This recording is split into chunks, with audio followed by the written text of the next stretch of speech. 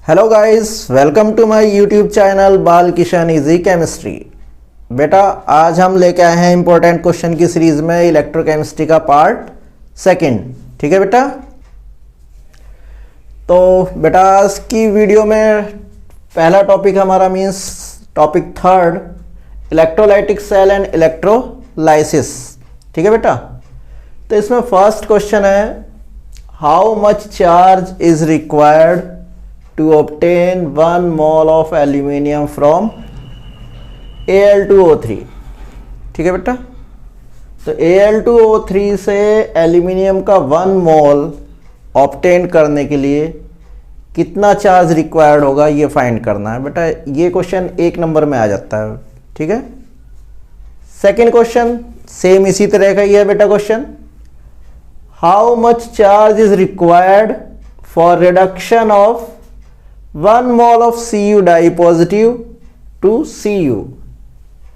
तो 1 mole Cu di positive को Cu में मतलब कॉपर डाई पॉजिटिव आयंस को कॉपर में रिड्यूस करना है, तो उसके लिए कितना चार्ज रिक्वायर्ड होगा ये फाइंड करना है। ठीक है बेटा, नेक्स्ट क्वेश्चन इसी सीरीज में state Faraday law of electrolysis. तो बेटा फैराडे इलेक्ट्रोलाइसिस के 2 लॉ हैं फैराडे ने जो दिए हैं, first law and second law.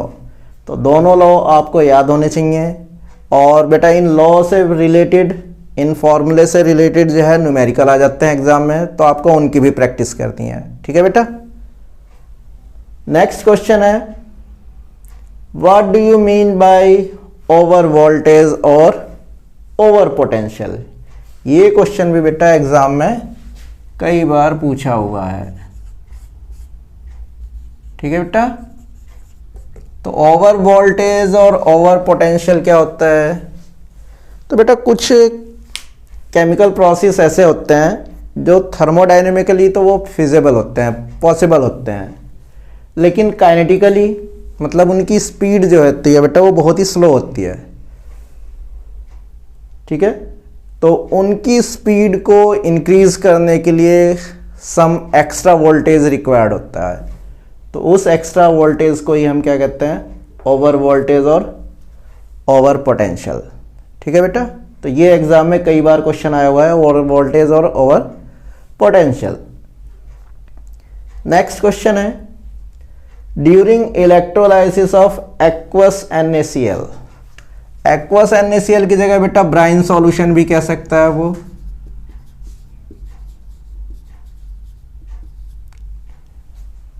तो सोडियम क्लोराइड का जो एक्वस सॉल्यूशन होता है उसको ब्राइन सॉल्यूशन भी कहते हैं। तो इसका जब हम इलेक्ट्रोलाइसिस करेंगे तो क्लोरीन गैस जो प्रोड्यूस होती है होनी चाहिए ऑक्सीजन गैस।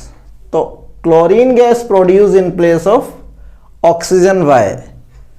तो बेटा इसका भी रीजन क्या है यहाँ पे, ओवर पोटेंशियल या over voltage. Means standard electrode potential या रिडक्शन पोटेंशियल के अकॉर्डिंग तो जो यहाँ पे O2 ही रिलीज होनी चाहिए, लेकिन ओवर वोल्टेज की वजह से जो है क्लोरीन गैस जो है वो रिलीज होती है। नेक्स्ट क्वेश्चन है इलेक्ट्रोलाइसिस से ही रिलेटेड है, predict the product of electrolysis in following cases. First है aqueous solution of silver nitrate with platinum electrode. तो सिल्वर नाइट्रेट सॉल्यूशन का हम इलेक्ट्रोलाइसिस कर रहे हैं, इलेक्ट्रोड हमने inert electrode means platinum electrode use किया है। ठीक है बेटा, क्योंकि प्रोडक्ट ऑफ इलेक्ट्रोलाइसिस जो होती है वो डिपेंड करती है इलेक्ट्रोड, हम कैसा इलेक्ट्रोड यूज कर रहे हैं, इनर्ट इलेक्ट्रोड यूज कर रहे हैं या कोई रिएक्टिव मतलब किसी मेटल का इलेक्ट्रोड यूज कर रहे हैं अदर देन प्लेटिनम। तो यहाँ पे प्लेटिनम इलेक्ट्रोड यूज हुआ है तो उसकी प्रोडक्ट ऑफ इलेक्ट्रोलाइसिस बतानी है कि क्या बनेगी। सेकंड पार्ट है इसी में ही an aqueous solution of H2SO4 with platinum electrode. तो दोनों ही केसेस में प्लेटिनम इलेक्ट्रोड के लिए पूछा गया है, तो प्लेटिनम इलेक्ट्रोड के लिए जो प्रोडक्ट ऑफ इलेक्ट्रोलाइसिस होंगी वो हमको बतानी होंगी। ठीक है बेटा, और लास्ट में न्यूमेरिकल है फैराडे लॉ के बेस पे। Calculate the time required to deposit 1.27 gram of copper at cathode when a current of 2 ampere was passed through a solution of copper sulfate।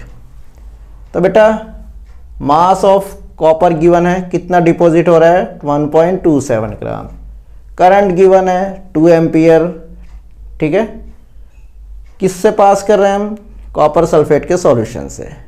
तो यहाँ पे हमको जो है टाइम निकालना, टाइम कैलकुलेट करना है, ठीक है बेटा।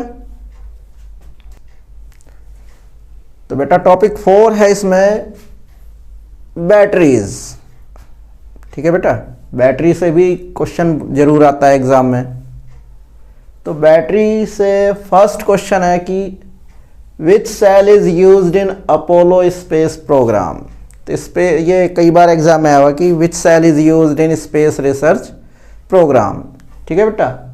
तो आंसर है इसका 1 मार्क्स का क्वेश्चन है कि फ्यूल सेल जो होती हैं उनका यूज़ किया जाता है स्पेस रिसर्च प्रोग्राम में। तो बेटा ये बैटरी का एक क्वेश्चन हो गया। अब बैटरी, जनरली बैटरी होती क्या है बेटा, ठीक है।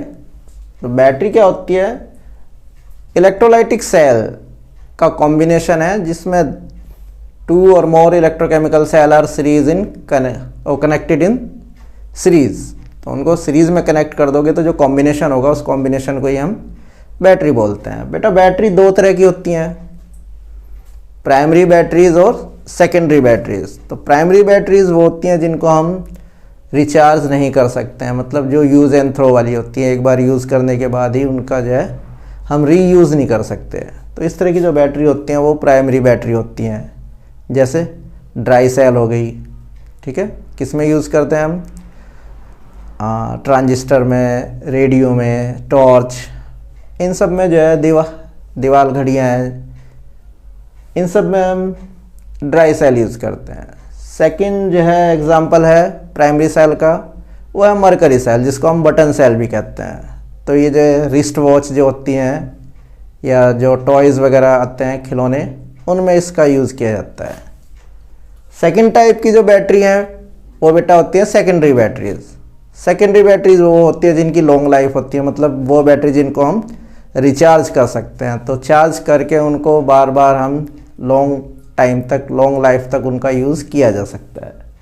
उसके एग्जांपल हैं लीड स्टोरेज बैटरी है, निकल कैडमियम बैटरी है बेटा, ठीक है। तो इनसे रिलेटेड क्वेश्चन आते हैं इसमें।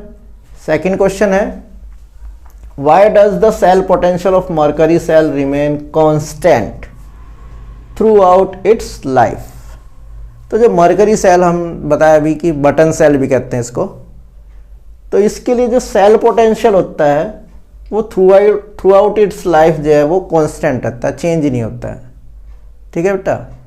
तो इसका रीज़न क्या है, इसका रीज़न यही है कि इसकी जो ओवरऑल रिएक्शन होती है उसमें कोई भी आयंस प्रेजेंट नहीं होते हैं। तो आयंस प्रेजेंट नहीं है तो मीन्स कंसंट्रेशन चेंज नहीं होगी, कंसंट्रेशन चेंज नहीं होगी तो इसलिए जो सेल पोटेंशियल होगा वो कांस्टेंट रहेगा through out its life. Next question, what do you mean by primary batteries and secondary batteries, give one example of each.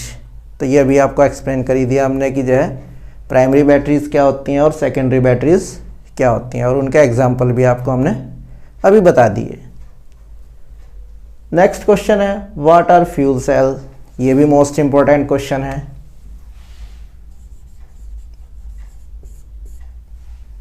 कई बार एग्जाम में आया हुआ है क्वेश्चन बेटा। तो what are fuel cells, fuel cell के बारे में बताना है, और write two advantages of hydrogen oxygen fuel cell over ordinary cell. तो जो ऑर्डिनरी सेल हैं उनकी कंपैरिजन में fuel cell, hydrogen oxygen fuel cell use करने से इसके 2 एडवांटेज बताने हैं। तो इसके 2 एडवांटेज यही है कि एक तो बेटा ये जो फ्यूल सेल होती है हाइड्रोजन ऑक्सीजन की, ये इको फ्रेंडली होती है, मीन्स किसी तरह का कोई पॉल्यूशन क्रिएट नहीं करते हैं। दूसरी एडवांटेज इनकी क्या है कि इनकी जो एफिशिएंसी है फ्यूल सेल की, वो अदर जो सेल हैं उनकी कंपैरिजन में इसकी एफिशिएंसी ज़्यादा होती है, डबल होती है नियरली, ठीक है। Next question, write 1 merit and 1 demerit of nickel cadmium over lead storage cell. तो निकिल कैडमियम की एक मेरिट बतानी है और एक डीमेरिट, किसकी कंपैरिजन में? लीड स्टोरेज बैटरी के कंपैरिजन में। ठीक है बेटा। तो मेरिट इसकी क्या है? मेरिट यही है कि इसकी लाइफ जो है वो लीड स्टोरेज बैटरी की कंपैरिजन में बहुत ज़्यादा होती है। डीमेरिट इसकी, डीमेरिट ये है कि ये बहुत ही कॉस्टली होती है लीड स्टोरेज बैटरी की कंपैरिजन में। ठीक है बेटा। और लास्ट क्वेश्चन है जो मोस्ट इम्पोर्टेंट है, इसको तो 100% करके ही जाना है आपको एग्ज़ाम के लिए, कि right the reactions occurring at cathode and anode and overall reaction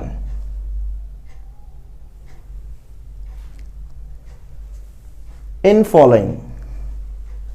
तो कौन कौन सी? मरकरी सेल है बेटा, लीड स्टोरेज सेल है और निकिल कैडमियम। वैसे ड्राई सेल भी है। तो इन सभी सेल के बारे में जो इनके कैथोड और एनोड पे होने वाली रिएक्शंस हैं और ओवरऑल रिएक्शन है और लीड स्टोरेज और निकिल कैडमियम की जो रिचार्ज वाली रिएक्शन है, ये सब आपको बिल्कुल टिप्स पर लर्न होनी चाहिए बेटा। इनको आपको याद करके जाना है। ठीक है बेटा। तो बेटा जैसे अब आपके एग्ज़ाम बहुत ही नज़दीक आ रहे हैं तो बिल्कुल भी टेंशन लेने की ज़रूरत नहीं है बेटा। जो आपको क्वेश्चन बताए जा रहे हैं रिलैक्स होकर इन क्वेश्चन को लर्न कर दिए। Definitely you will get 95+ marks in your board examination. ठीक है बेटा।